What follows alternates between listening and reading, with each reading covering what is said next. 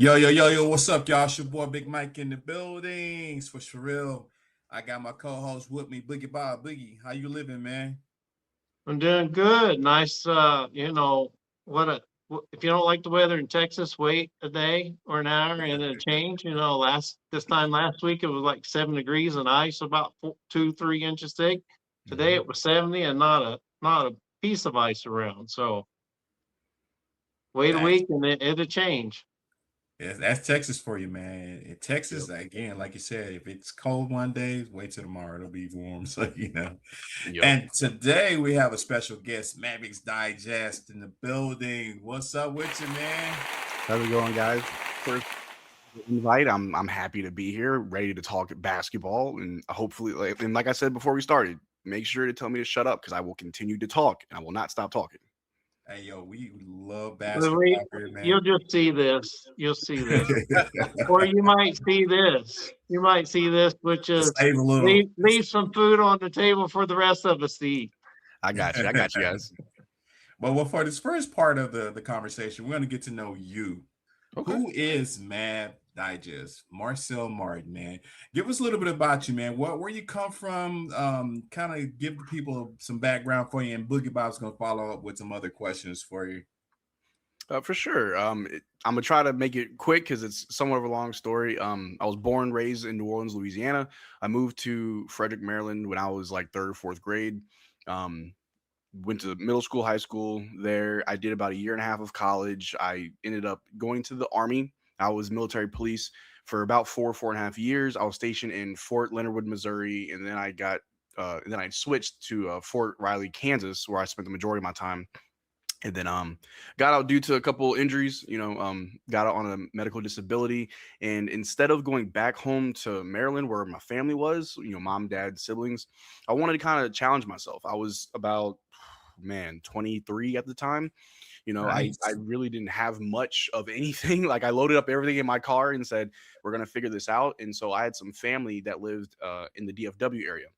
And so I Nice. stayed with some aunts for about a year and a half. And then I kind of got into my career field, which was logistics and transportation. That's kind of like my day job and what I was doing. I then became self taught in coding and programming.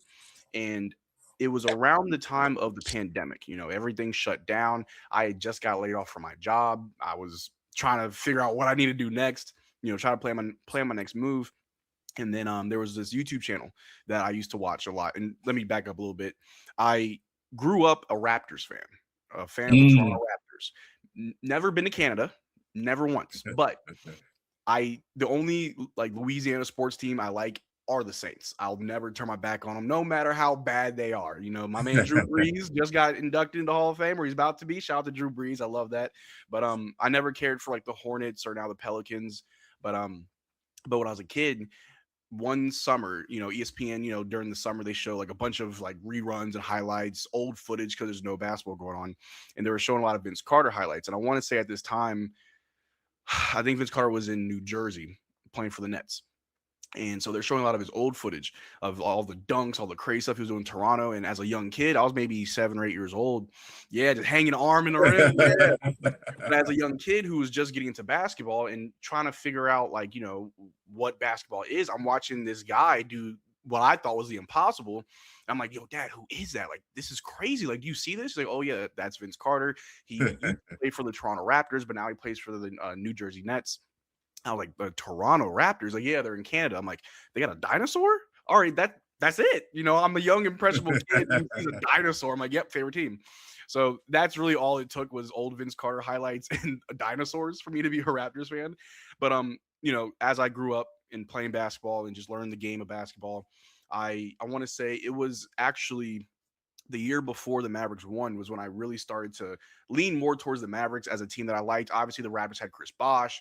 He eventually went to Miami, so I was like, well, this sucks. So, we got DeRozan, that's great, but like, man, we ain't got nothing else here. But there was one player in particular, and this part of the story makes a lot of people laugh. It's very obscure, but it's my story. But the Raptors had a player the year before the Mavs won by the name of Sean Marion. And the Sean, next man. year, he joined the Mavericks, and that was kind of my way of transitioning. Now, I've watched the Mavericks growing up. Dirk was crazy. I know talking to my dad about how's this tall dude hitting these threes? Like, Shouldn't he be down there battling with Shaq and Yao Ming, these other bigs of that era? I'm like, why is he shooting threes? I mean, he's good at it, So I always had like the Mavericks in my peripheral. But then once when Sean Marion went to the Mavs, I'm like, all right, I'm all in. I'm a Mavericks fan now, and I I always say like I modeled my game after Sean Marion, not the jump shot. My jump shot was not that ugly. Good mechanics, but it's the defense. One thing that my dad always told me growing up was in the game of basketball, everybody is supposed to score. Everybody is supposed to be able to score, but not everybody plays defense. If you can become a great defender, you will always have a spot on any team that you find. And so I always cherish the defensive end of basketball. That's what I love to see is good defense. And with Sean Marion, I thought he was a great defender. So like, all right, cool. I'm gonna be a defender just like Sean Marion. You know what I'm saying? The Matrix. So that's kind of how I became a Mavericks fan. And it was crazy because that same year they won, and I'm like, man, what a great time to switch fandom, right? I can celebrate a championship, but then slowly after that, we all know what happened in the years after the Mavs won. So man, I guess. But anyway, so fast forward, I'm in the Army, I get out, I move down here, the pandemic. So back to that, and yeah, you got a ring with the claw. Oh yeah, that was cool too. I'm still like a part-time Raptors fan, so that Toronto Raptors championship was that was really magical. That was awesome. Even though I am a Mavericks fan, I still kept up with the Raptors, of course. Kyle Lowry is still one of my favorite players. I loved watching him in Toronto, but the way I got into YouTube and everything, it was the pandemic. I got laid off. Everyone's home. Only thing to really do during the day, other than fill out applications, is watch YouTube. And there was this YouTuber who I was following for like the past year, and the page is called Raptors Digest. And I thought the guy that ran the page was really cool. It was maybe less than 20,000 subscribers, so it wasn't really that big at the time. It's over 40K right now. 20,000 subscribers is pretty. I mean, that is a lot. That is a lot. But where that channel is now, it's definitely grown. But at the time, it was just that one channel. It wasn't a network yet. And I would reach out to, his name is Ben, and I would reach out to Ben on Instagram or Twitter. We would talk basketball, go back and forth. And he would do like the live stream watch alongs, like what I do. And I'd always be in the chat, just kind of like diving headfirst into the fandom. Right. And it was during the pandemic where he reached out to me. He was like, hey, do you want to come on for, a show, do a live stream or make a video? I'm like, I don't like, and at that point, I'm like, I'm a fan. I'm not trying to like overstep and be like, hey, I want to join whatever it is you're doing. Like, I'm not trying to just like insert myself into your business, but if you would have me, then for sure. And from there, it was just magic. I felt very comfortable on camera. I think I did a very good job. He kept asking me to come back. And then about 2 months after I first started coming on, he's like, hey, this YouTube thing is really taking off, and I want to build a network. I want to do a channel for literally every sports team, not just basketball, like baseball, hockey, golf, even, like everything.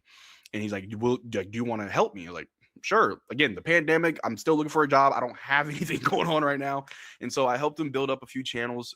The one channel that I was on in the very beginning, just myself, it was called Courtside Digest. It's just a general NBA channel. And we always joke about how that channel was supposed to be our number one channel, had the most subscribers, but it was very difficult to break into every fan base. But then when we broke it down into just teams, we make a channel for a team, it's a lot easier. And so fun fact, I hopped on my own channel. Before I started Mavericks Digest, I was just doing behind the scenes work. When I hopped on Mavericks Digest, when we made it and we gave it to me to run, it was probably like a week before the Mavericks traded for PJ and Gafford. So it was that trade deadline a few years ago. Fun story. I was supposed to start that channel a year before that. I had stomach complications, so I was in and out of the hospital getting surgery. So I was never able to just be home enough to make videos. So when I was able to, I was like, all right, let's do it. Then, oh, we're getting PJ. Oh, we're getting Gafford. Oh, this team's doing pretty good. Oh, we're in the playoffs. We're in the finals. Like, it was such an amazing run. So yeah, that's the long, I tried not to make it long. That's the long story about Mavericks Digest and Marcel Martin, who I am. So let me ask you this one question before I pass it over to Bob. Have you seen any of your videos on any other platforms and you'd be like, dang, that's what's up? Man, so I know that D'Angelo Russell has a YouTube channel, and he's actually used several of my clips in his, I think I think at least 2 of his videos. He's used my clips of me talking about him. I thought that was Nice. so cool. Yeah, I haven't seen I haven't seen any of my stuff on like ESPN or TV like that. But I do know that some of the players do watch me and they do know who I am. I had the pleasure of getting to know Daniel Gafford. He does Nice. Twitch streaming on the side, and so I've played games with him on his Twitch. There was one time I was doing a little live stream on my channel, and he came on, and we were having a conversation. That was really cool. I met Jane Hardy. I met Najee Marshall's brother. Still haven't met Najee yet, but I met his brother. Talked to him about Najee and everything. That's a really cool. His whole family. It's amazing. It's a really cool story. But yeah, no, haven't been able to see me on the big screen quite yet, but working on it. Yeah, no doubt. I'm gonna pass it over to Bob. Bob, give us your take on the Mavs Digest and give your questions out to the young gentleman. Well, we usually ask guests, and thanks for coming on. We are really glad to have you on here. And so I was looking at my 3 questions. I'm like, well, he's already answered them. I got to come up with something else because you already answered how you got started, and you answered when you became a Mavericks fan. So the next one I had is, what's your favorite Mavericks memory? Man, I think the easiest cop-out answer is the 2011 championship. That's easy. I think that's every Mavericks fan's favorite memory, but I'm going to change it up a little bit. I think my favorite memory would have to be the most recent finals run. And even though we didn't win that finals, I just remember just so vividly, like that entire season felt like magic. Just watching Luka, watching him and Kyrie work, and then the trade deadline comes. We pick up PJ, we get Gafford, and that really unlocked the team. It added more defense. It opened up the offense, so we're not just having guys sit in the corner. PJ was able to put the ball on the floor.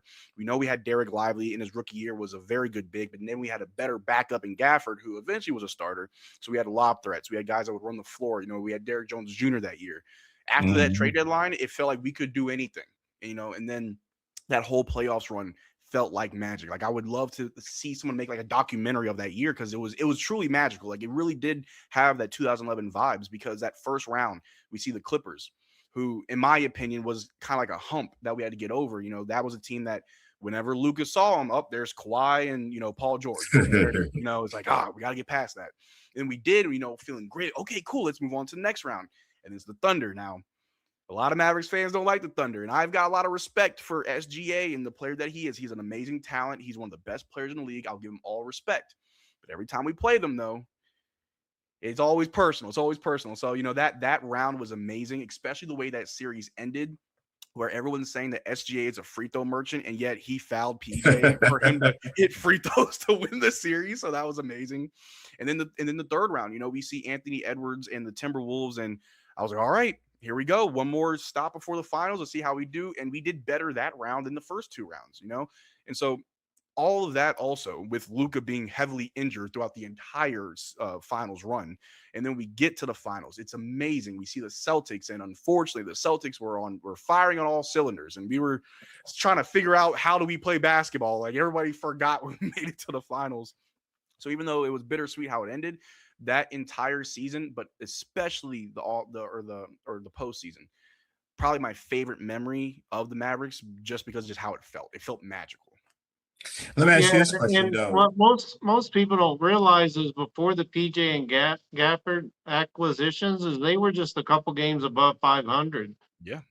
And they went on a tremendous run, but by the time they got to the finals, they basically, Kyrie and Luka especially, they were out of gas. Yeah. They were beat up, they were tired, and they were kind of out of gas. Thanks. And I know when I watched the game, and this is a question for you, Marcel. I felt like the offense wasn't really that just clicking as far as when they went to Boston for sure. They should have won that game 1. Yeah. I don't know why they did pull it off, but was it the offense that caused them to lose that finals, or just was no continuity in some places? I know Kyrie was not the Kyrie that we are known to see. Yeah, a lot of people bring up how Kyrie versus the Celtics, it's like some bad juju. It's like a curse or whatever. Whenever he sees Boston, he kind of forgets who he is. But I think it was a mixture of a lot of things, but I don't think it was too much of one thing to where it was a big problem. I think first you have to look at experience. And when the Mavericks were going through their finals run, I was live streaming every game. I'm trying to, speak motivation to the fans to just keep the faith. But just to be honest with ourselves, the Celtics lost to the Warriors like a season or two prior. So they had just made a deep finals run, and they tasted defeat, but they wanted to come back. They were hungry for it. They were prepared for it. Joe Mazzulla is an amazing coach. I got to give him props. He is a great coach. So that team was just more prepared and more experienced. I think what the Mavs did as the 6th seed, never once having home court advantage, or 6th seed, 5th seed, I think we're the 5th or 6th seed, but regardless, we did not have home court advantage that entire run. We took a team that had Kyrie join the year prior at the deadline, and this was his first full season, a rookie Derek Lively, Derek Jones Jr. just joined, we just traded for PJ Gaff, like that, to me, was a huge success, and it should have been a stepping stone into what this team can truly do without having the experience like the Celtics have of a finals run. It was, if anything, a band of misfits that just came together and said, hey, we can actually play pretty well together. So I think that's the first thing that you have to look at, is just experience will always trump skill in basketball. That is always the case when it comes to the playoffs. At least if you've been here long enough, you will always perform better.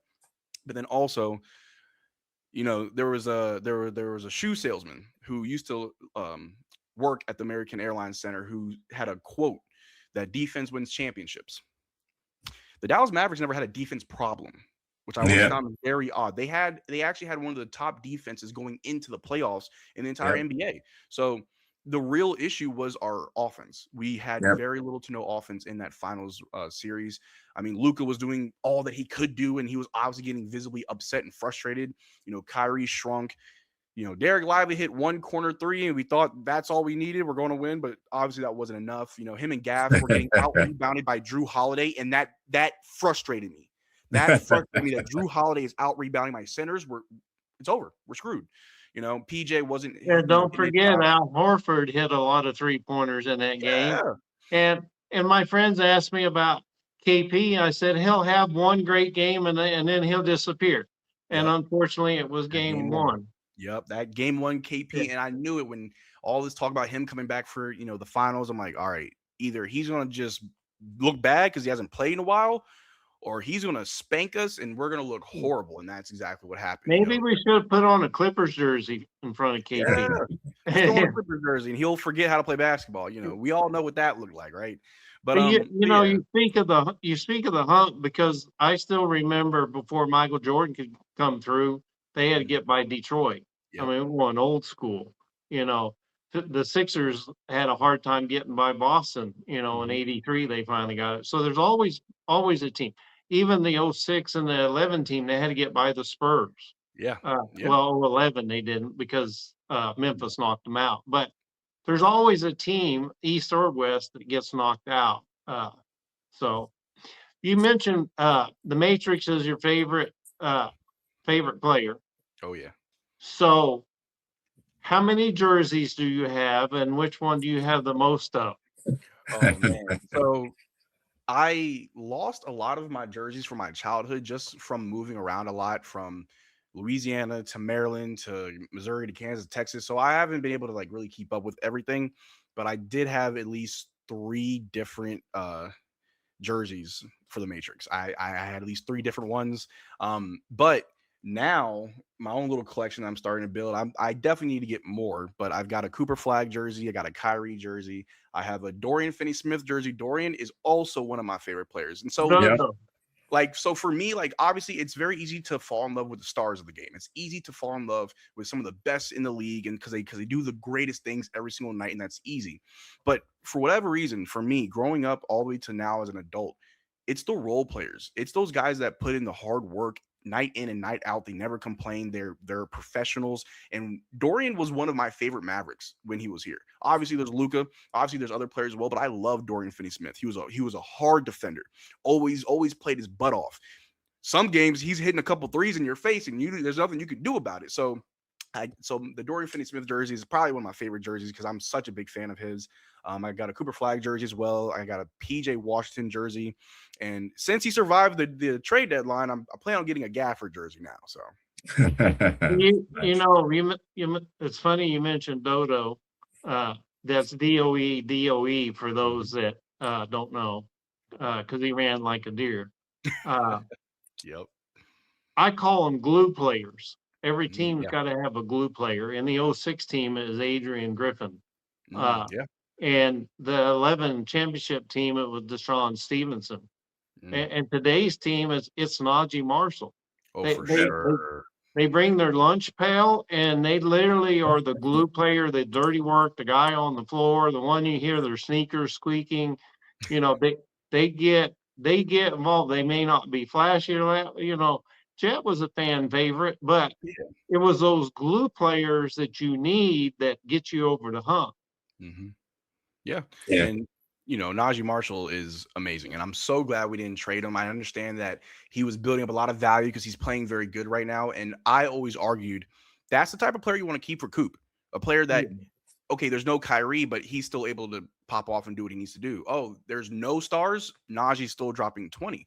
We have a lot of players on the team right now that benefit from a player like Kyrie Irving playing. Mainly our bigs.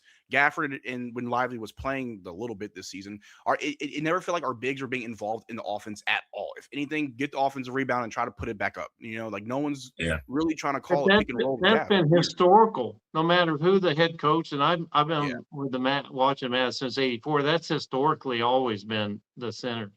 And I'm going to bounce something off of you because I know you watch them. If the 2024 team had Najee Marshall instead of DJJ, would they have won? Ah, man. You're pretty much Because you asking, need a is Drew Najee Marshall that much Holiday of or a difference Derek maker? White. Yeah, so I think if we had Najee Marshall in 2024, I do not think we win. I'm not too sure if the outcome is different because I know that Najee Marshall has grown in the last 2 seasons in his own right as a player. I would also add that being in the Mavs system has changed him somewhat versus when he was in New Orleans.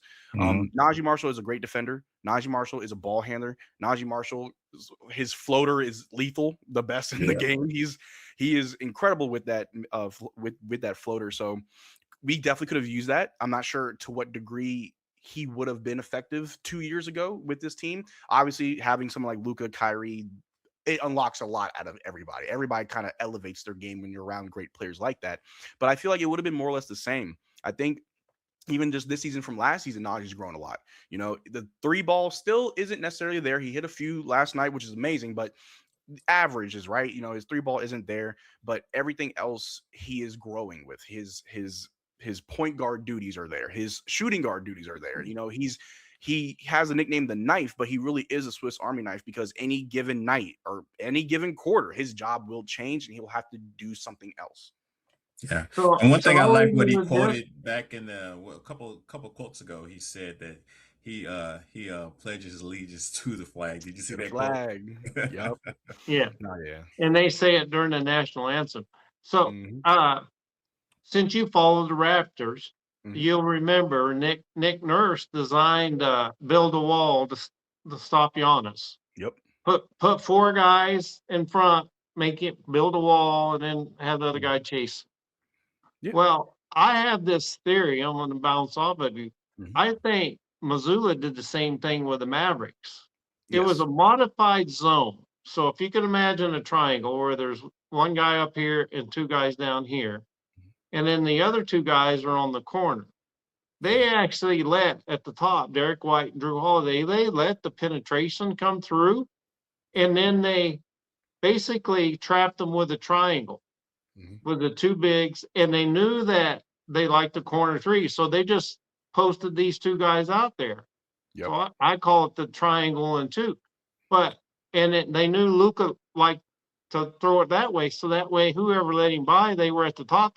So there was no outlet this way or this way for the 3, only here and here. And the Mavs never adjusted to that. No. And I've always gone back and forth when it comes to Jason Kidd on whether or not I think he's a great coach or not. And I do believe that when it comes to the playoffs, Jason Kidd is proven. Jason Kidd elevates as a coach in the playoffs, typically. In the finals, I feel like it will, and I'm not trying to just, bag on Jason Kidd. I think the players also were having a hard time adjusting themselves on like on the fly in real time. But you're right. Whenever Luka brought the ball down, you got Derek White or even Drew Holiday, great defenders. Jaylen Brown, also great defenders. So when you got those three guys on the court, yeah, Luka's going to have some trouble. But if you've watched Luka long enough, yes, he loves to drive and kick it to somebody in the corner. Well, if they can just put one defender on Luka, funnel him into the paint, you see a big, he's going to pass to the corner, you already have somebody right there. Our shots already weren't falling. We weren't hitting threes anyway. So the Celtics did their homework in that series. And just like how Nick Nurse was able to build a wall for Giannis, because in that series, the Raptors actually went down 0-2, though they lost the first 2 games. That whole defensive adjustment was all they needed to help them come back and win the next 4. And so in that series against the Celtics, I was hoping that when we came back home, Jason Kidd did his homework with the coaches, figured out how are the Celtics beating us right now and how do we fix that? Because I obviously make your shots. No one was making shots, but it's also how is our offense going to combat their defense? It's not just we're going to run offense. They were luring Luka or Kyrie into the paint, and then they just surrounded him with that triangle. And in the Minnesota series, you may remember we shot early in the shot clock, like in that last game when we just ran away from them and blew them out. Yeah. They were shooting with 20, 21, 19, 20, 21 seconds to go on the shot clock. So Minnesota never had a chance to get set. And then all of a sudden against Boston, we were getting late into the shot clock and throwing up bricks, or as we like to say, a chunk and a prayer. Yeah, it was really interesting, and obviously as a head coach, whenever you're in the playoffs, you're not going to have, you should not play the same way against every team that you see. The way that we played against the Timberwolves, how we were, shooting early in the shot clock because we were able to pick apart their defense, get a guy open, get a good quality shot. I mean, Jaden Hardy looked great in that series. Can't think of another playoff series where Jaden Hardy looked good, but he looked good in that series. But then when it comes to the Celtics, it really felt like we were falling back into not even playoff basketball, but like regular season basketball. It looked like the Mavericks were no longer in the playoffs, but the Celtics were in the finals. And that's where everything really fell apart. But what Avery Johnson in 06 made the same kind of mistakes, and he out-coached, he inserted Devin Harris in the starting lineup, and then he is fool's gold for a while. And then he tried to make he out-fought himself in 08 when against the Golden State Warriors, so sometimes coaches can, but Kidd had 2 great advantages when he came in as coach. He knew the locker room because he knew what kind of coach Rick Carlisle was. Yeah. So he knew how to talk to the players that he inherited. And the second is a motivator. And not only was he a great player, but he knew how to elevate the players' game. So, you hear people that play for Kidd, they're like, he still wants to play even in practice, and he'll show them how to do it. So I think he's a great motivator. That's why Sean Sweeney was great to have as an X and O's guy, because head coaches leave that coordinating and X and O's to your offensive and defensive guy. The head coach's main job is to keep them on an even keel and motivate them. Yeah, and I think Jason Kidd has a lot of respect from the locker room anyway, so that makes his job easier anyway. Yeah, absolutely. Now, thinking about jobs, the job they had just this past trade deadline is to figure out what player they need to move. The one player they did move was AD, and he's now gone to Washington. Oh, well, the Wizards, right? So let me ask you this question, and this is our next topic. The AD trade, who was the winner of that trade? Who you think got the better deal? Was it Dallas with the draft picks and who they brought back? Or is it AD and the Wizards right now that, maybe the Wizards can make something happen, even if they're having Trae Young there as well. So he got a point guard. So I don't know how this is going to work, but give me your thoughts on that trade. Who won that trade? Well, I think first and foremost, the real winners of this trade, you can break it down 5 ways to Sunday on who won and who lost. But the real winners of this trade are the fans. This was a way for the fans to move forward. Which fans? Oh, the Mavs fans that never left. The Mavs fans that stayed, they are the winners. They're the ones, that had to endure, all the protesting, all the, hurt fans, and rightfully so. I was out there too with them, and right in front of the American Airlines Center, right by Dirk's statue, everybody's crowded around, news people out there. I was out there with them, even though I'm still, supporting the team, I also am a fan. So everybody was right to be upset by that trade. And but now, and I also have to remind myself, I don't have a personal problem with Anthony Davis. I understand that Anthony Davis did not request to be traded for Luka. He did not want to be here. He had no inklings of ever wanting to come to Dallas. So I understand that. So I personally don't have any problems with Anthony Davis. But the two biggest problems with having Anthony Davis on the team that's currently constructed, the Dallas Mavericks, is his health and his salary. Those are the problems. And even with how bad his health was this year, if he was only making like maybe $30 million a year, I'm like, yeah, keep him. We have money to bring back Brandon Williams. We have money to give Najee Marshall because he's due for an extension. We got money to give Max Christie and Derek Lively their rookie extension. It's fine. But it's the fact that he was making so much money. We were going to be a second apron team if we didn't do anything. And it wouldn't be smart to move easier players. Like obviously AD, not an easy player to move when he's currently hurt. He's been hurt. Everyone sees what's going on in Dallas. It was going to be hard to move him. The easiest move was, Gafford, I can move you. Najee, I can move you. Clay or Max Christie, like we have other players with value. That's the easy move. But the fact that they were able to still move Anthony Davis, clear up all this salary, get on, bring back some young guys, and AJ Johnson, who I am automatically a big fan of. I watched a few highlights and I'm sold on the kid. Really looking forward to his debut. Marvin Bagley, I think he can definitely help us out in the big man rotation as our bigs can never stay healthy. So yeah, first of all, the fans won. First and foremost, the fans won. I've seen a lot of fans come back already and that they're excited to see where things go now. But from just a basketball standpoint, I will have to say in the short term, the Wizards won. But in the long term, the Mavericks won because we did get 5 picks, albeit they're not the most attractive picks. I don't care. We have more picks now. We didn't have we had 3 tradable picks before the deadline. Now we have 8. I'm fine with that. You can do something with that. But I truly do believe, and I have to explain this to my chat just as an honest fan of basketball. If next year the Wizards are looking like a top team in the East and Anthony Davis is healthy and playing well, we cannot kick ourselves in the butt for wanting him gone because it is still a gamble. The Wizards are still gambling on the health of Anthony Davis and the health of Trae Young. They have a couple young guys over there. I know Bub Carrington on the Wizards is doing very well. They've got a couple other young guys as well. But for the Mavericks, our main, objective was to free up salary, and we did that. Everything else comes second.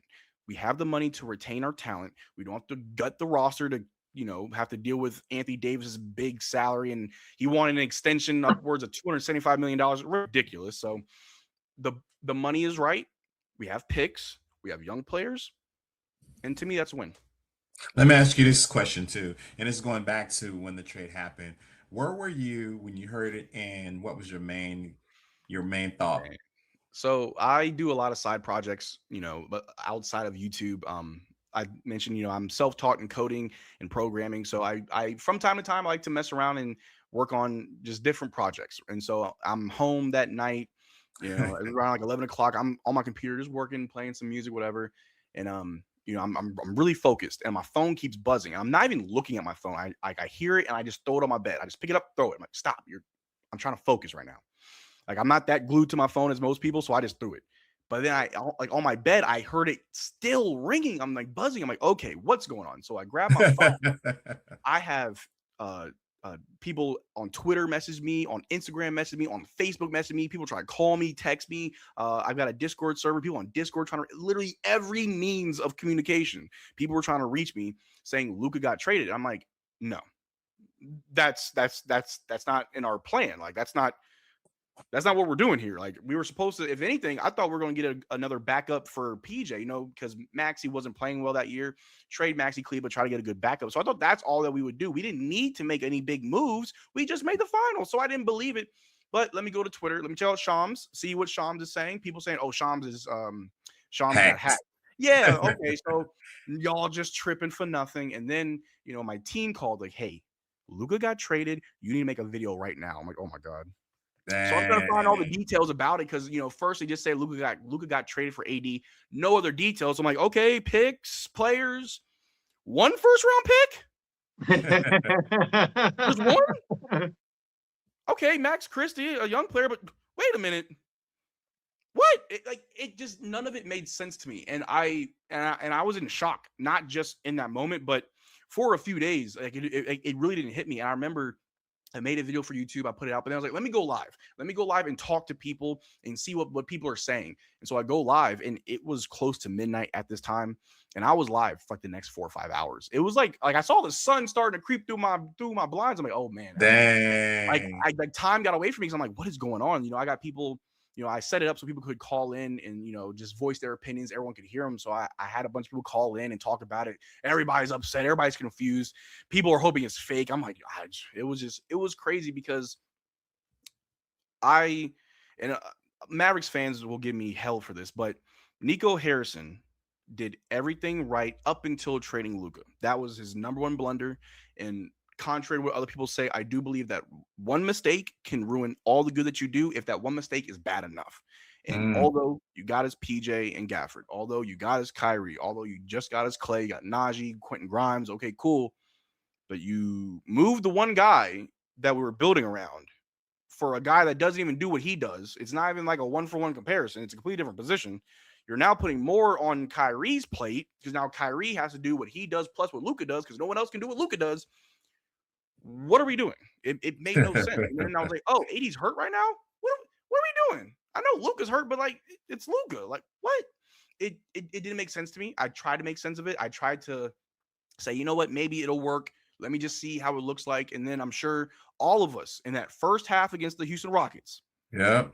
For a moment, we believed. For a little minute, we believed, hey, Nico cooked. And then just right on cue, AD got hurt. And, nope, there it is. Damn. Street clothes. Yep. Where's that more than his jersey?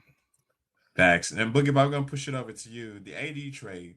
Who's the winner of that trade? Is it the Mavericks or is it the Wizards? Give us your thoughts on that.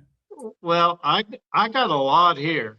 So thanks for leaving some on the plate for me, Marcel. Gotcha. And everybody was wondering one pick, because Bridges just got 4 picks, from the Knicks, and we're like, Luka, they only 1 pick, and they got 2.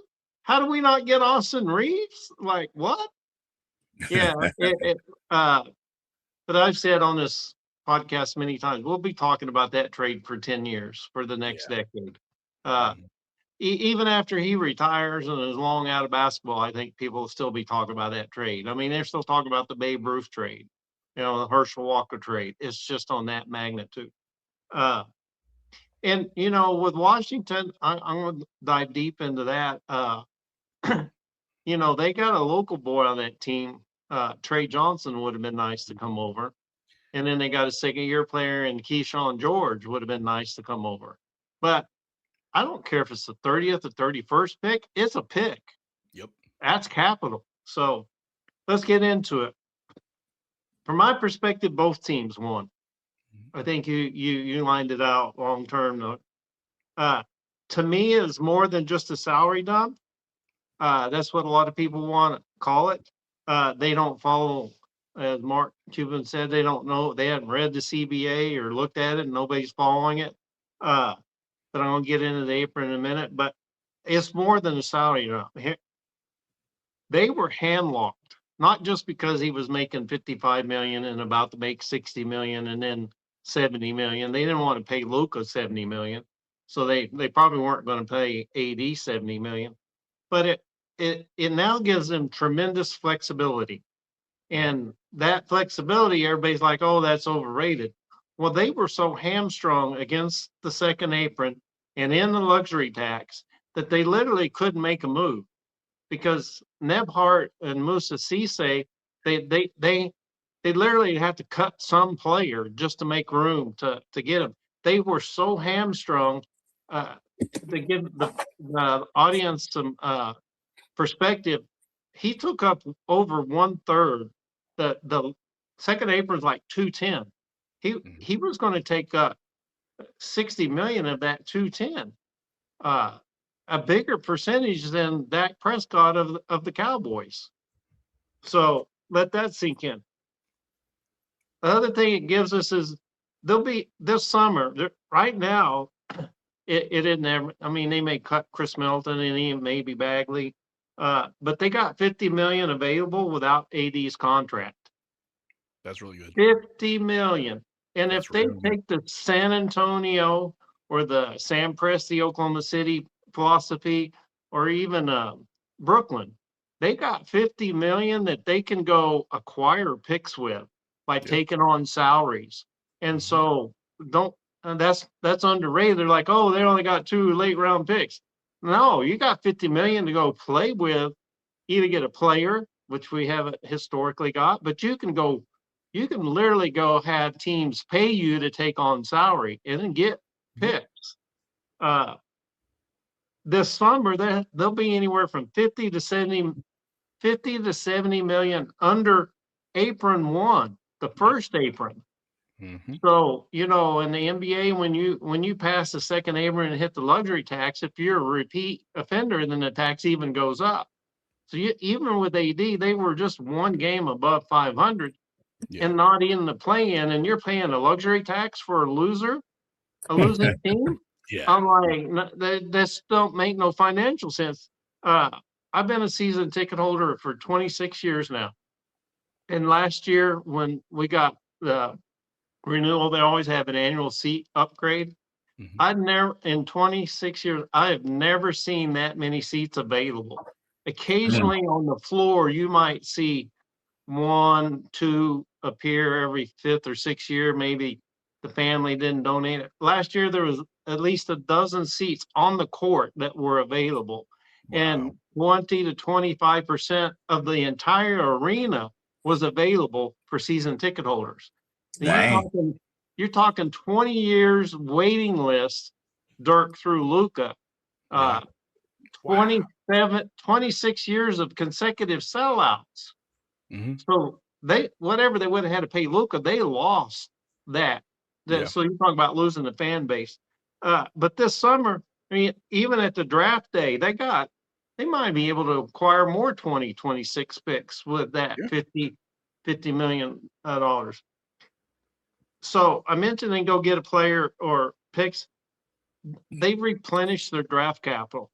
Everybody's like, well, if you don't have any capital to trade, then you can't move anything. So even the 30th or 31st, Brunson was taking like 32. San Antonio, when they had Duncan, Park, and Ginobili, they were drafting 28, 29, and 30, and yet they were finding players. So a pick is a pick. It's got value. And if you need to trade up, they've now got collateral that they can trade up. Here's a note that you can use on your channel, Marcel. The Mavericks spent five first-round picks to build around Luka. They tried to speed up the development instead of several bad teams and draft. They traded 5 picks, 2 for KP, 1 for Kyrie, 1 for PJ, 1 for Gafford. 5 first-round picks to build around one player. That's a lot of capital to spend on one player. That you then trade away, which and in my mind, there's a couple things. I got to see Jaden Hardy play when he was in the G League, and the coach was playing him at shooting guard, and I immediately said, big mistake. He played in G League at night. He skipped college, played 1 year G League at night when that was a thing, got paid 1 year, then he's eligible to come to the NBA. He was a second-round pick, which we traded, I think, at Sacramento or Golden State to get him. But they didn't play him and develop him in the G League as a point guard. He's a shooting guard in a point guard's body. And so that mistake of not developing him as a point guard, and then you throw him in the NBA, it's too late to develop. And he hadn't turned that corner. In my mind, this year he regressed. The Hardy party was gone. Yeah, when it comes to Jaden Hardy, it was never his fault, in my opinion. And fans want to see their players play well. I think a lot of fans were really excited for Jaden Hardy after his rookie year. You saw flashes of what he could be, but to your point, yes, he shooting guard in a point guard's body never got. His coaches didn't do him a service. And when the news came out that he got traded, I was honest. I'm like, I'm excited to see what happens to Jaden Hardy in Washington. Maybe he'll actually get a chance to play and develop. It never truly is too late to turn the corner. We saw Brook Lopez go from a traditional big to a stretch big, right? And so maybe Jaden Hardy can have a better shot because he is a microwave scorer. He can get you 10 points in 10 minutes real quick. But if he isn't given the opportunities to fail, then he'll never grow. And I never thought he had the opportunity to fail here. He's a lot like Roddy Bobois. The fans wanted Roddy Bobois to play. He's more talented. He's more talented than Roddy Bobois. But I'm just talking about the hope. So here in this trade, D'Lo to me was a mistake. I know Cuban hated Westbrook, but I'd rather seen him bring in Westbrook than D'Lo. But again, they not only got rid of $50 million plus in AD, but between Hardy, Exum, and D'Lo, that's $15 million. Yeah, you can go get a pretty decent player for $15 million. And if you want quality versus quantity, I'm like, we're like 15 million. That's, there's a lot of teams. That's the other thing. Being under the first apron is they now have a mid-level exemption. So let me get into the exemptions. In the trade, they picked up a $20 million exemption and a $7 million exemption. They got the mid-level exemption, not the biannual. That opens up because they're now under, and that's 15 million. Below the luxury tax. So now they can actually move players. They can reshuffle the debt. And if they need to, they can use some of the picks they just acquired to move up. There are some teams that have a plethora of first round picks over the next years, and they have no roster spots. So, Oklahoma City, I think, has the Clippers pick this year. And, you could offer Oklahoma City their pick back in a couple extra seconds that are pushed out, a couple years from now for that Clippers pick. So you have capital other than your own that you can move, and there's no restrictions on trading some other team's first round pick. So I have some trivia for you, Marcel. Oh man. Okay. All right. Let's see it. And you can use this too on your channel. All right. So with Jaren Jackson Jr. and Trae Young being traded, that means the top 5 picks from the 2018 draft have all been traded. Yes. Okay. You go a little further, and I looked this up last night. 19 of the top 20 picks from 2018 have been traded. Yeah. And that was considered a really loaded draft. Yeah. Do you know the one player who has not been traded out of the top 20? And you said this was a 2018 draft? 2018 draft. I'll give you a hint. He just signed with his team after he finally got rid of his DV. Is this oh snap. It's there's another player in the draft that got traded that has the same last name. Yes. Is it it's not Kevin Porter Jr., is it? Miles Bridges is the only guy that hasn't been traded. I was about to say that because when you said DV, I'm like, okay, that's the Charlotte Hornets, Miles Bridges. The Charlotte Hornets.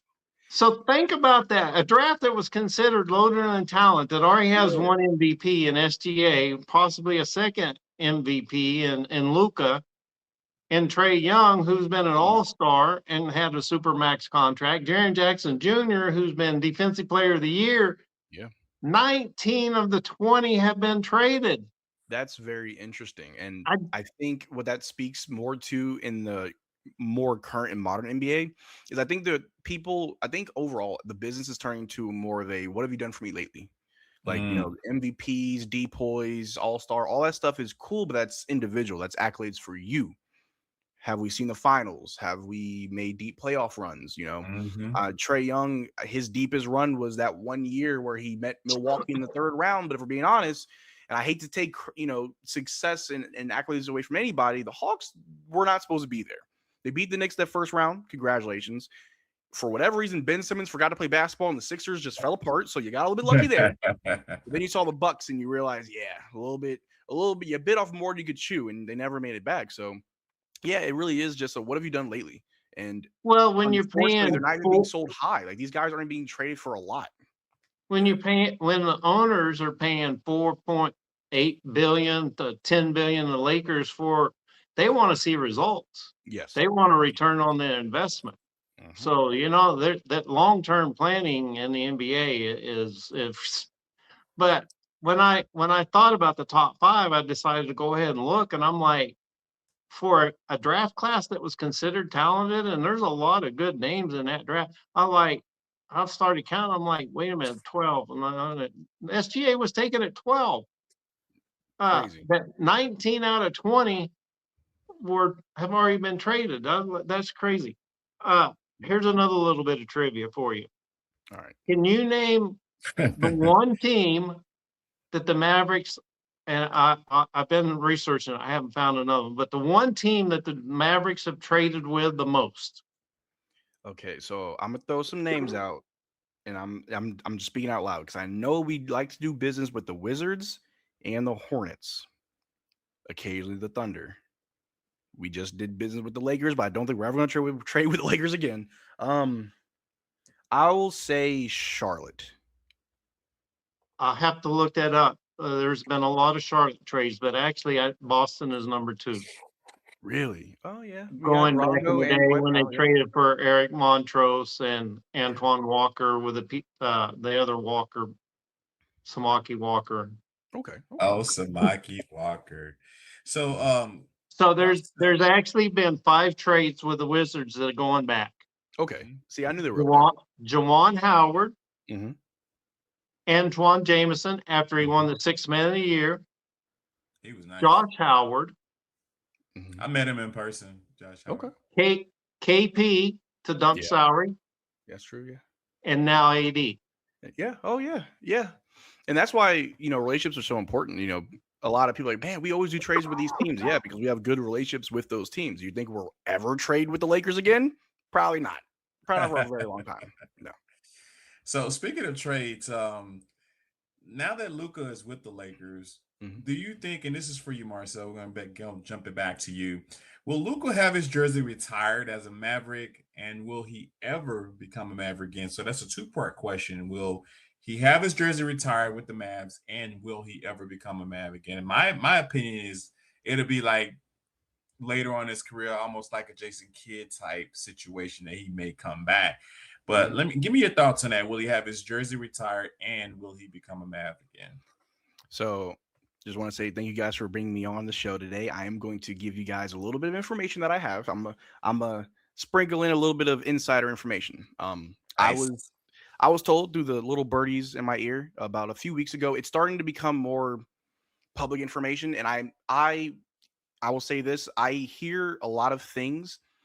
I cannot be the one to break news because I could get people fired if they found out that they told a random YouTuber information, right? Like I'm not associated with the Dallas Mavericks. I'm not affiliated with them. I'm not, part of any media, whatever. So, but now that it's starting to become more public information, there is a plan in place to get Luka back in 2028. And I will get back to that in a little bit. But to the question about retiring his jersey, absolutely. If he never comes back to Dallas, you definitely retire his jersey solely for the fact of what happened.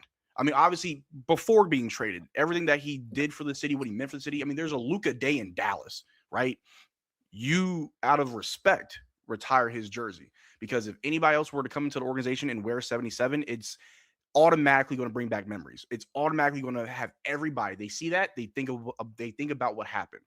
So if anything, just other than the respect that you have for Luka, retire the jersey just so no one has to relive through that memory again. You see, oh, we drafted a new rookie. He's wearing 77. Remember to the last 77 that we had. You know what I mean? So I think just out of that, you definitely do it. I think you do. I don't believe that You have to win a championship to get your jersey retired. I don't believe that you have to be with one team for your whole career to get your jersey retired. I mean, we just saw the Mavericks retire Mark Aguirre's jersey. Mark He Aguirre, left to go win 2 chips somewhere else. You know what I mean? So I think you definitely do retire Luka's jersey purely just for what happened and the fact, or and everything that he did while he was here. But back to the whole possible reunion.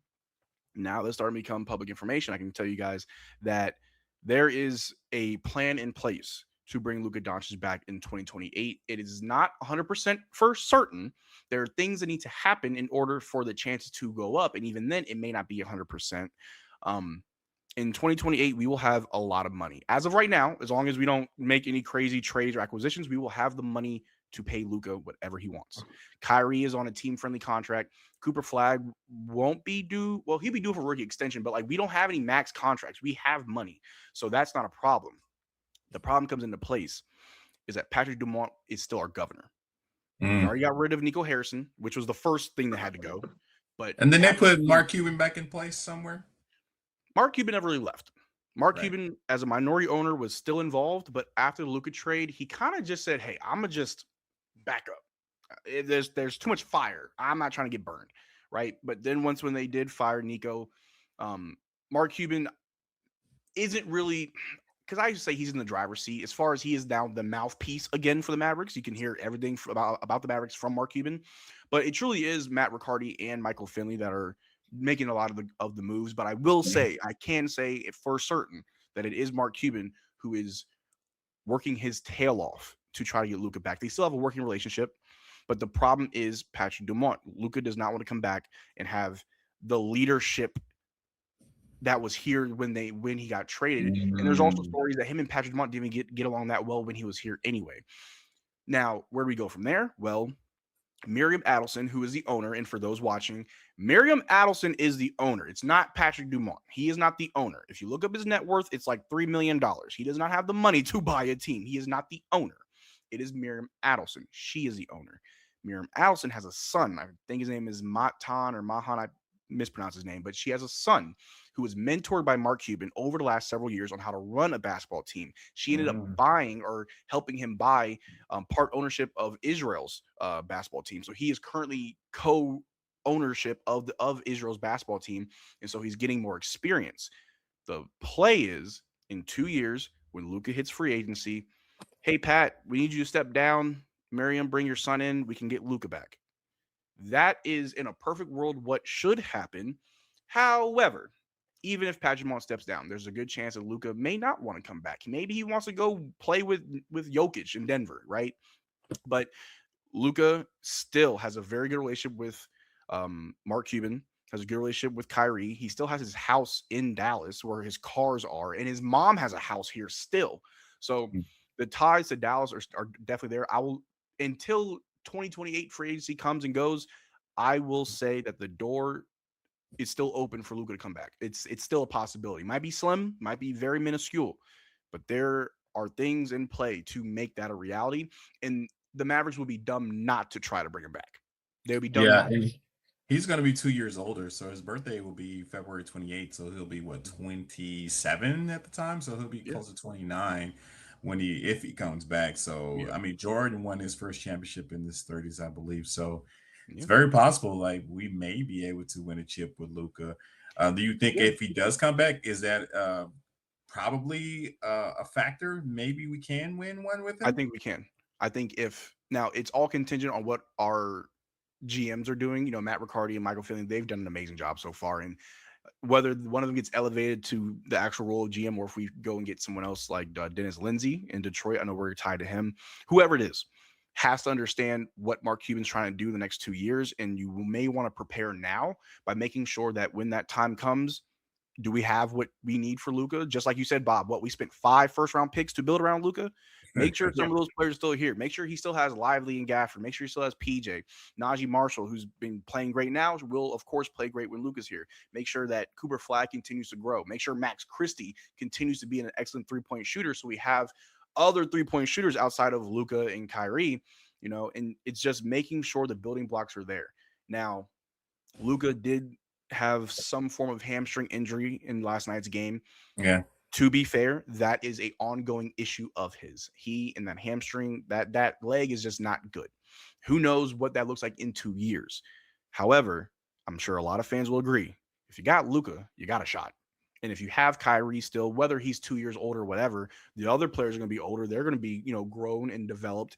Whoever we end up draft this year, hey, get ready for the Luka show in 2 years. You know what I mean? So I think that if they can keep things afloat and not move too much around that's unnecessary to move, if they keep things how they are, keep building on what you have, in 2 years, they will be ready for Luka and they'll be ready to compete right away. And I like that. Cooper Flag as well. That's really good for Cooper Flag as well. Yeah, and to your point where you said the lob threats, we don't have that this year for whatever reason. We don't have that particular guard or shooting guard or anything. I've been really frustrated with not seeing that threat because like somebody dropped the lane, everybody's trying to make a bucket, but it's not just distribution like it used to be. Yeah, not a lot of passing. I think honestly the only player I've seen do a pick and roll with our bigs is Clay. Clay, you're not a point guard, but I'll see him try to do a pick and roll. No one else is really doing it. And I said earlier, our bigs just don't get involved on offense. They have to resort to just cleaning up the glass, which isn't. That's not how we've played with our bigs over the last 2 years. From what I've seen, that's not what we do. So obviously, that's a talent issue at the point guard position. 3-point shooting is off. We have to do better on that end as well. There's a lot more to be done. And I said this on my channel. Trading AD doesn't mean you're done. Just like when we fired Nico, did not mean that we're done. There is still more work to do to get back to where we were. It took us 7-8 years with Luka, 6-7 years with Luka to do it the first time. Let's make sure we learn from our mistakes. And so it doesn't take that long. Because like I said, in 2028, when Luka's a free agent, as long as Cooper Flag's still developing and all these guys are doing well, we can do anything. Sky's the limit. Boogie Bob, will Luka have his jersey retired as a Maverick? I'm pretty sure the Lakers are already considering it. And if they do retire his jersey, will there be also an opportunity for him to return as a Mav? Give me your thoughts on that. Well, I wrote no on retiring his jersey, but I never thought about what Marcel said. And there's a lot of merit to that. There's a reason Jackie Robinson's number is retired in all of baseball. Is to honor, his legacy. So, yeah, and he ended up with 77 because Dwight Powell already had number 7. Yep. And if you look at the Luka shoes, it has like an L and a D, but it's actually a 77. Mm-hmm. It's actually 177 upside down, the other one turned backwards. So that's kind of a will he return 50-50? And to tap into what Marcel said, he signed a 3-year extension last year. And if I remember right, the 3rd year is a player option. Mm-hmm. So that actually means the time frame would be a year earlier. But the reason he signed a 3-year is that puts him at 10 years. So 10 years then qualifies him for another max. I don't know if it's a super max, but it qualifies him for a max contract. So it is possible that Luka doesn't have to wait till 2028. Let me give you something I saw on, I think it was either Facebook, maybe ESPN. The current Lakers have 5 unrestricted free agents and 7 restricted free agents, and 4 of them are starters. So 12 players out of 15 on the Lakers roster are either unrestricted or restricted free agents. There's not enough money to go around, especially if you bring back LeBron at 40 or 50 million. He ain't going to give a discount. If you bring back LeBron, then you really don't have enough money to bring that. Hachimura is an unrestricted free agent. So the Lakers may be going through a rebuild. They may doing okay this year, but they may be scraping the bottom of the barrel in G League just to have enough to have a roster. And while excuse me, a really wild thought would be LeBron, this was the first time that he didn't sign an extension. He Mhm. took his player option, and he don't have a contract next summer.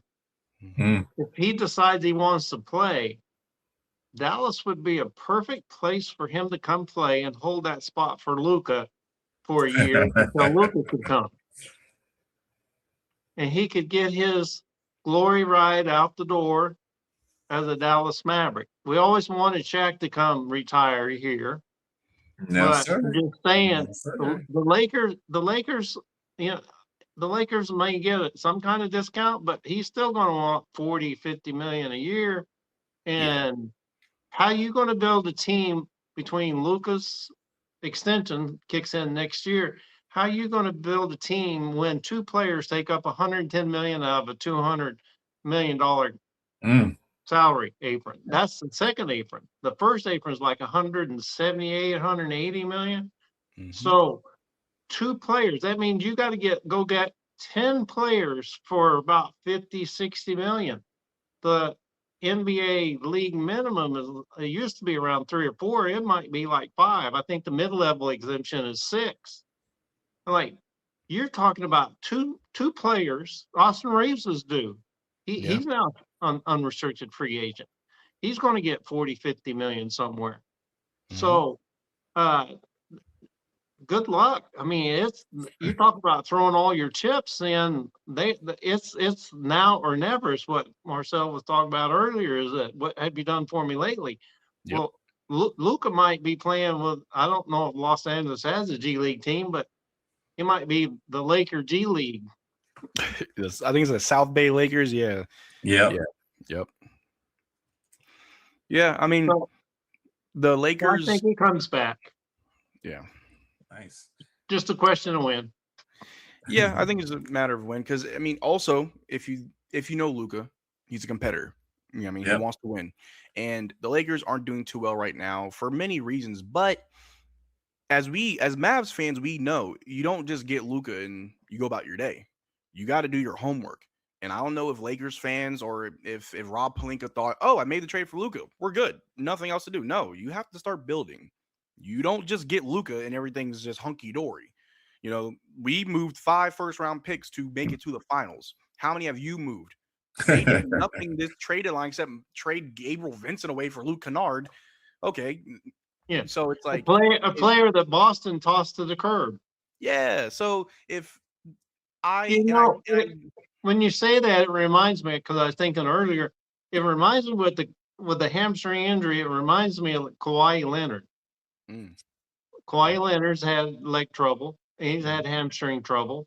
And when he can play, he's awesome. I'm like, now Luka's a lot younger, but when Luka gets to that age, is he going to be like Kawhi? I mean, and if that's the case, then what Luka needs is a team that can operate without him. Because the same year Kawhi Leonard won a championship in Toronto, I think I could be wrong, but he missed about 17 games that regular season, and I think the Raptors were like 11-6.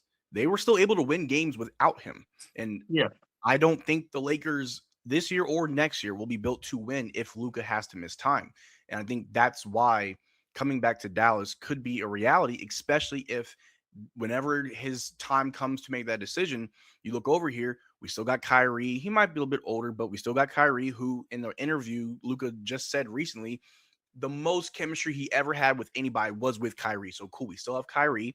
Yeah, I've seen that interview. We got Cooper Flag. He's going crazy right now. He's breaking your records right now as a rookie. So we got Cooper Flag. We got Max. Can you imagine the pairing? I mean, if we had them, there's only 5 players, I think I counted, maybe 6 that are from the finals team. Yeah. But can you imagine a 2014 with a Cooper Flag on it? Woo! Man. I mean, now you got Tatum and Flag going at it, and Brown and Luka going at it, and then that's a whole different animal. And you talk about an alpha, you could have 3 alphas, but like my friend after the trade, he goes, and one of the players we got, Marvin Bagley, is the Duke. So he first wrote this. He goes, they ought to call them the Dallas Dukies and sign a sponsorship with Miralax. And And then we go trade one of the guys, I can't even pronounce his name, to and get Tyrese Jones, another Dookie. Yes, yeah. Tyus Jones, I think, is a good pickup. I think just going back to the trade deadline that just passed and what we did, every player we have on expiring contract. If it looks good, you'll come back next year. If not, that's just more salary we can open up. But I do think out of all the players, Marvin Bagley should come back next year just because we don't have a good history of healthy bigs. So we should probably make sure we have enough bigs. I think Tyus Jones helps out right now without Kyrie. Obviously, we're not competing this year, but he is someone that Jason Kidd wanted over the summer. Jason Kidd did not want D'Angelo Russell. He wanted Tyus Jones. Nico Harrison wanted D'Lo. So I do believe that Jason Kidd, now that Nico's gone, I think Jason Kidd has a lot more pull and has more say on the roster, as a coach should. It's your team. So I think Tyus Jones could come back. I think AJ Johnson, you got to bring him back. He's young. The only What person about I'm thinking Cisse? I like Musa Cisse. I like him a lot. He's very raw. You know, he needs a lot of work, but everything's there. He's got the skill set. He's got to work on it. But I think if we can keep our two-way guys on two-way contracts for one more year, the following year we can figure out who we need to convert. Because obviously Musa Cisse, he's a fan favorite. He's an energy guy. He's a great backup big for us. Love that. Knowing that Dwight Powell's contract expires this offseason, maybe we don't bring him back and we go, okay, Musa, take a spot. Cool. And then we have Ryan Nembhard. You know, Ryan isn't the best defender. He has a very good assist to turnover ratio, just like Tyus Jones. He's a smaller guard, which I wish we could get bigger guards, but I don't think they both get converted. I think one of them would, and I think it would be Musa Cisse this year. And if anything, next year it could be Ryan Nembhard. The problem is we have two guards right now. What about Brandon Williams, though? And I was just about to bring it up because our problem right now is we have two guards that are completely different. You have Brandon Williams, who is obviously a scorer first point guard. I mean, he can pass and facilitate, but he's attacking the basket every chance he gets. He's so quick at that, right? Yeah. And then you have Ryan Nembhard, who is a maestro on the court, who sees everything, who orchestrates. He'll slow it down and wait for someone to get in the right spot for that perfect pass, and that's great. It's like two sides of the point guard coin that you want. If we could just put them together in one player, there you go. And then you got Tyus Jones, who is more like a Ryan Nembhard, which makes things just that much more difficult. So, I mean, they've got a tough job ahead of them on who stays and who doesn't stay, who gets converted and who doesn't. But when you have this type of talent, it's a good problem to have, honestly. We're not making moves out of desperation. We're making moves because players deserve spots. Yeah. And speaking of talent, if you were the GM, would you go after Austin Reeves in the summer? I would not. And solely for the fact that if I'm going for Austin Reeves, I have the money to pay him, obviously. But Austin Reeves would be joining a team that's not necessarily rebuilding, but they are slowing down their timeline. I think that's the nicest way to put it, right? I don't think this team can compete next year. I got to wait and see what the offseason looks like. If we make any other crazy moves or if we get the number one pick again, maybe I'll feel differently. But right now, as this team currently is, I don't think we can truly compete. If you get Austin Reeves, that's another scorer, which we definitely need. But is that enough? Do we have all that we need? Because we know what Kyrie Irving can do, but we know what Kyrie Irving was doing when he had Luka. He needs someone else to share that role and responsibility. It's not saying he can't do it, but it just makes it easier for everybody when he has someone else there versus Kyrie, go out there and do it all yourself. Everybody else fall in place. No, who can be Kyrie Irving's running mate? Is that Cooper Flagg? Is it Austin Reeves? I'm not too sure because him and Luka, best duo that Kyrie's had since Kyrie and LeBron. Honestly, like the basketball IQ was through the roof with those two guys. So I don't think you're a stats guy. Even when Luka was here, their offensive rating when he was on the court, plus minus, was positive, and it was pretty decent. Not just their offensive rating, but when he was off the court, they were always searching for the backup because until Kyrie got here, when Luka wasn't on the court, they had a negative plus minus. It was very similar to Nikola Jokic in Denver. When he's off the court, man, they have like I'm not sure how it is now, but I think it was like last year or maybe the year before. If Jokic was off the floor, that Denver Nuggets team had like the worst plus minus in the NBA. It was just horrible. So yeah, like Luka did what he did, Kyrie did what he did, but when they were together, it was beautiful. And now that we have Kyrie, he's He's getting another year older, coming back from ACL surgery.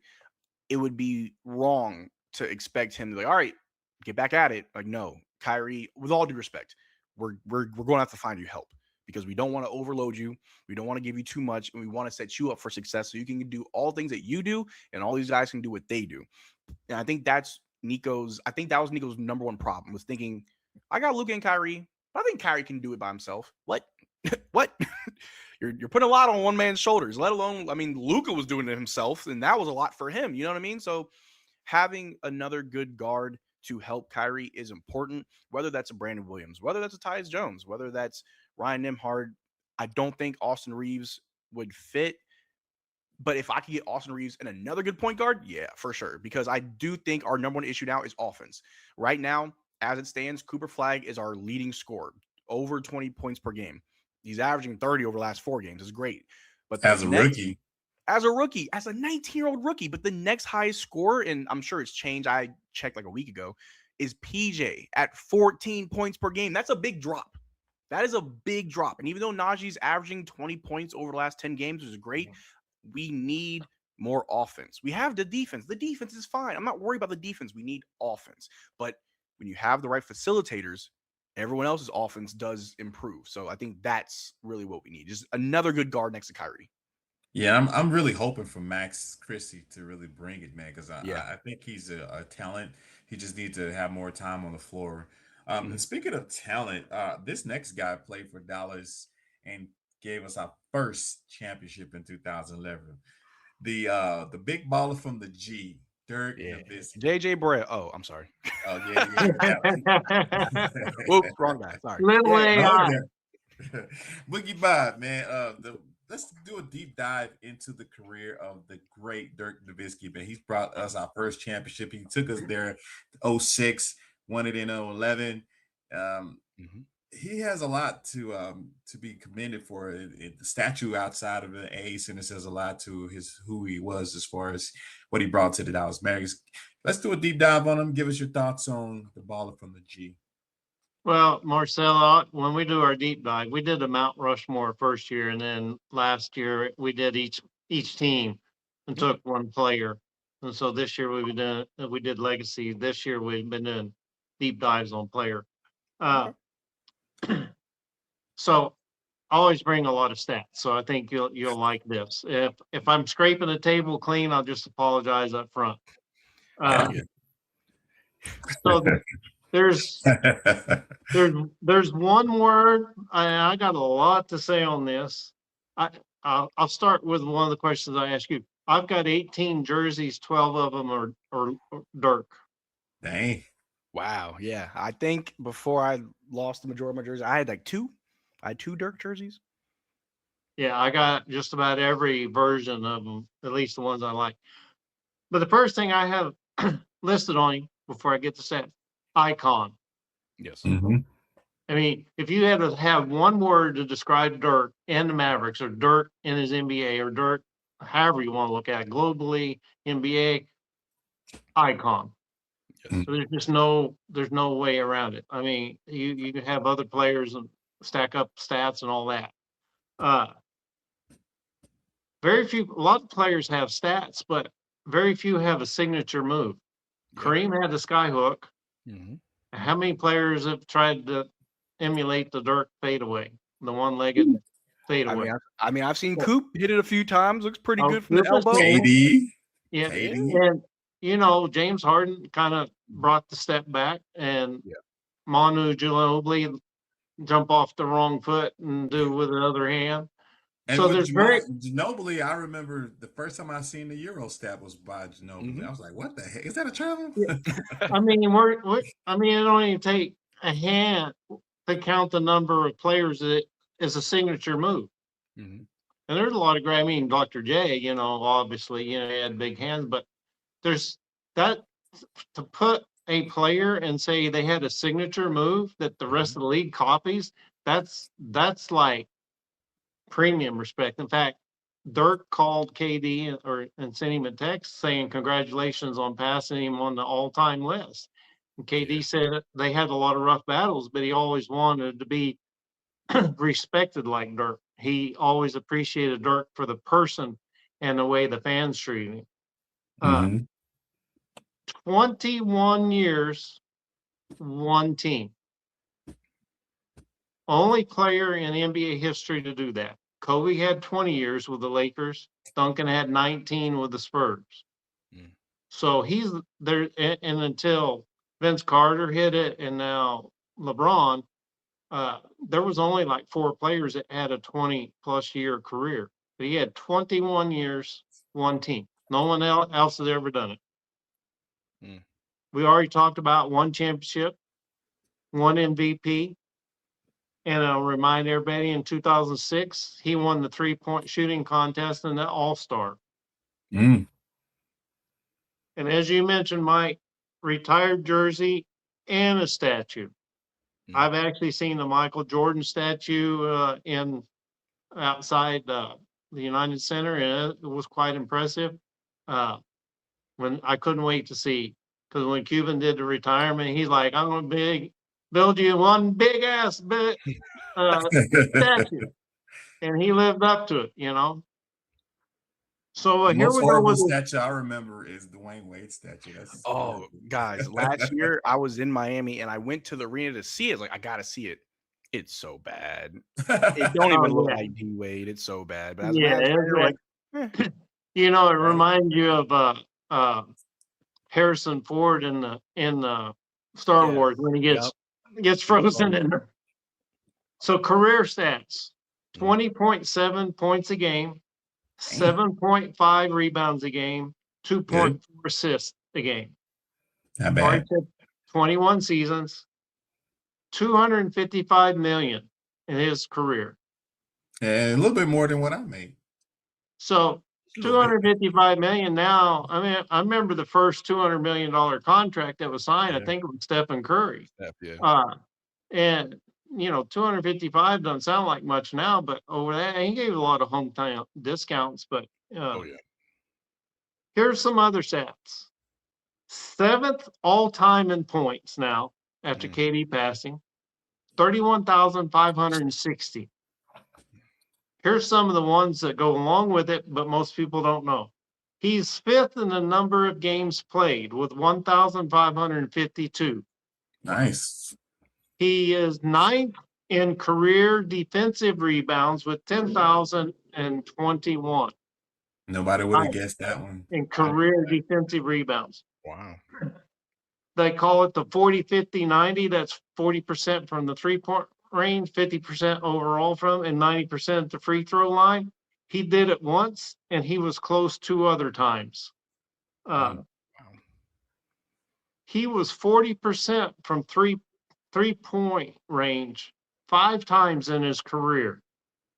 And his career average from 3-point range was 38%. Wow. He was 90% on the free throw 3 times in his career, and his career average was 87.9. Yeah, because I remember him and Steve Nash were just miraculous with them free throws, man. Automatic. Yep. So those aren't stats I usually go over with when I talk about a player, but I usually go over these 3. 14-time All-Star. Hmm. 12-time MVP voting shares, and he won 1. 11 times All NBA, and 4 times he made the first team. Mm. And you're talking about an era when there's Kevin Garnett, Tim Duncan, and a plethora of power forwards. You know, early in his career, it was Sean Kemp. So you're talking, and then in the 2000s, you had other power forwards, and now they call it the stretch. Tonio McDice, Tonio McDice. I mean, there's a bunch of them. I mentioned Kevin Garnett, and we talked about him last week. Yeah. But for him to be 11-time All NBA in the West, and be on the first team 4 times with a kind of forwards. I mean, people didn't talk about stretch forward. Julius Randle's kind of the old school power forward now. Throw it down in post and let him go to work. You know, back facing the bucket. And Avery Johnson kind of brought a little bit that with Dirk for the elbow stuff. Yep. But he's an icon. I mean, that's really all you have to say about Dirk, and people know what you're talking about. Yeah, no, Marcel, I remember you saying early in the conversation that you had an opportunity to enjoy the 2011 championship. And I know Dirk, man, when he walked off the court, even before the buzzer was done, Yeah. in Miami, that was something to watch. And I was so amazed. What are your thoughts on the career of Dirk Nowitzki? I know you have a lot to say about it, so give the audience what you think about him, and do a deep dive if you can. Yeah. So I mean, Boogie Bob, you did a great job with the numbers and accolades. But I'm gonna go with impact. You said the one word to describe Dirk was icon. I'm gonna use the word revolutionary. When the game of basketball is told, and not just for a team or a moment, but when people tell the story of basketball and the changes that it went through, there are certain players that are revolutionary. When you think about what Magic Johnson did, what Larry Bird did, what Michael Jordan did, Isaiah Thomas, when you talk about what the Spurs dynasty of the 90s bleeding into the 2000s, what they were able to do. So many players are revolutionary in the game of basketball, and their impact transcends just this moment of time. They will always be told. And I think maybe it's not spoken about enough now, but I truly do believe there'll be a time where Dirk will be held in higher regard for how he revolutionized the game of basketball. Stretch bigs today are not going to be what they are today without Dirk, who may not have been the first to do it, but he was the best of his time to do it. There was no answer when he put that one leg up and that fadeaway was coming. You couldn't defend it. That the way that he was able to hit the three, still defend everything that he went through, his journey and his career is revolutionary. There was a time where the media and people were saying Dirk's too soft. These and it's something that we still hear today. These European players, they're just not able to keep up with American players. That stigma that was put on him, that he's not a leader, that he's soft, that he's not, he's 7 feet tall, but he wants to shoot threes. And all of that meant nothing to Dirk, because how many 50-win seasons did he bring us? How many times was he putting it on in the Western Conference, where in the East, LeBron was stopping everybody from seeing the finals. It was just LeBron out there. But in the West, it was the Wild West. It was a battle every single year. And Dirk, throughout all the noise, throughout all the haters, Dirk delivered. And even though the refs in Miami did what they did in 06 and 2011, he made sure that he got his, not just for himself, but for the city and the fans that never turn their backs on him.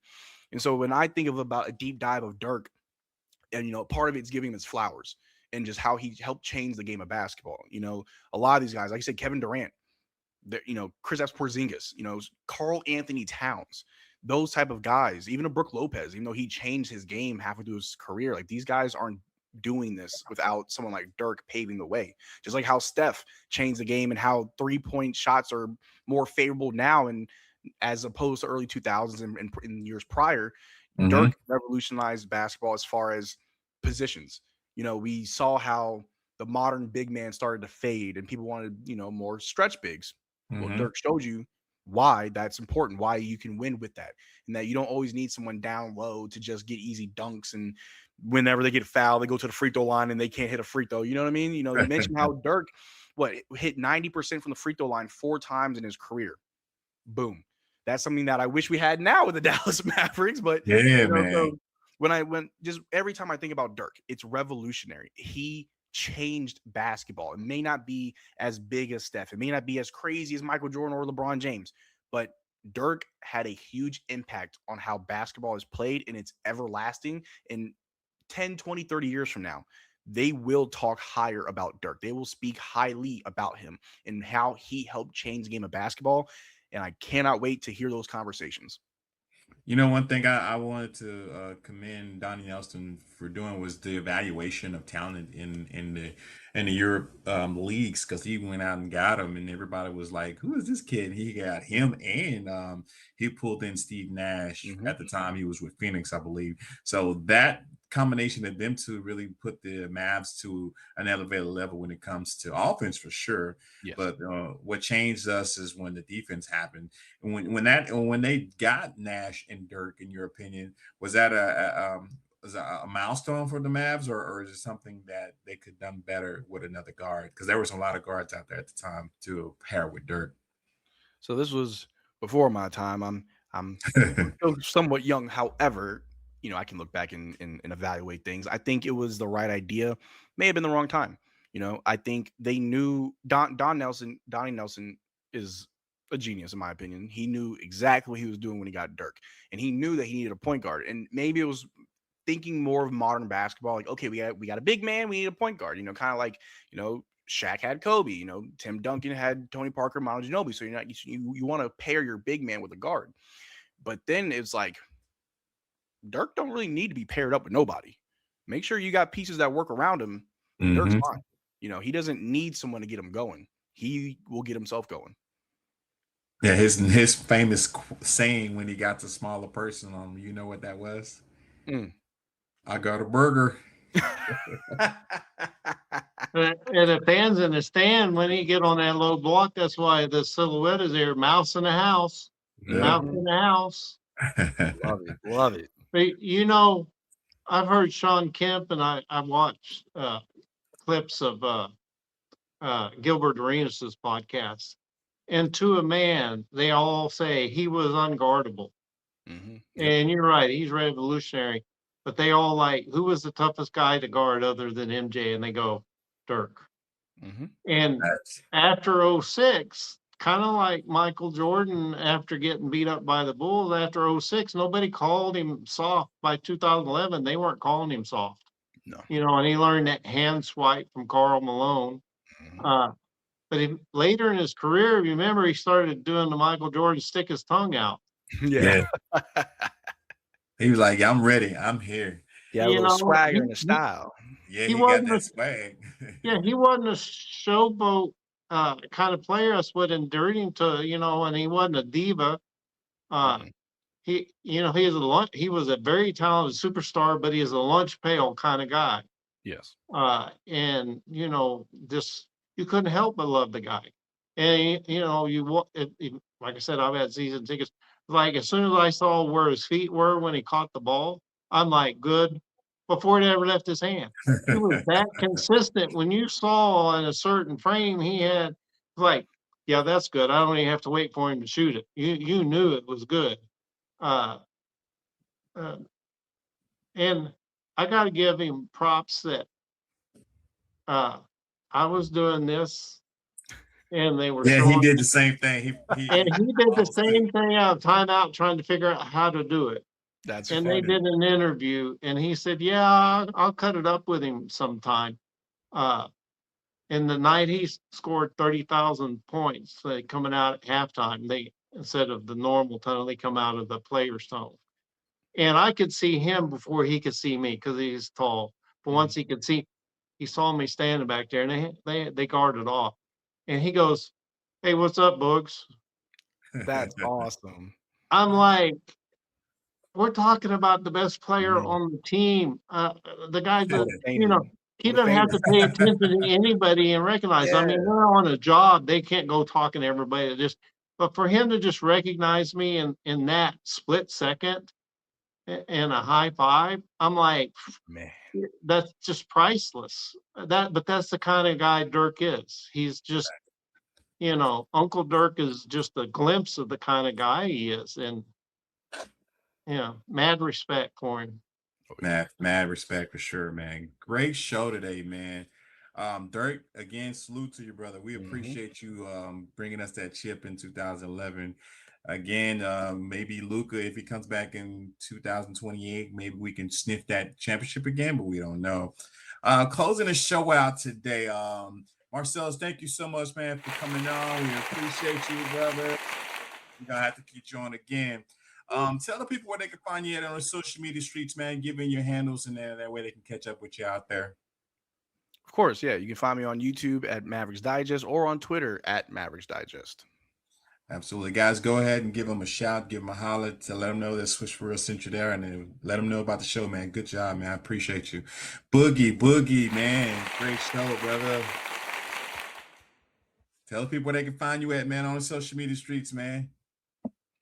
Swish for real. Swish Yeah. for real. And Yeah, guys, we also, need to get you a shirt, Marcel. Oh, I And love one. you can always find me down here at Boogie Bob. Boogie Bob on YouTube. I got a lot of short clips. Occasionally I'll do an interview. I've always got a hot sports opinion, but I don't always record it. I save it for the show. And I got to say, what a pleasure to have you on here, Marcel. You're welcome back Thanks. anytime. Thank you guys. Anytime, brother. Of course. And guys, you can find me on X, you can find me on Twitter, you can find me on YouTube, and just type in Mikhail Lampkin, poet-director. Yes, I do films. A lot of you already know that. You just shout me out, brother, and just let me know what you think about the show. Again, we're still giving away t-shirts, and Marcel, we'll get you one, brother. We thank you for coming on. Swish for real, guys. We are out. Peace, guys. Have a great one. That's it, Pring.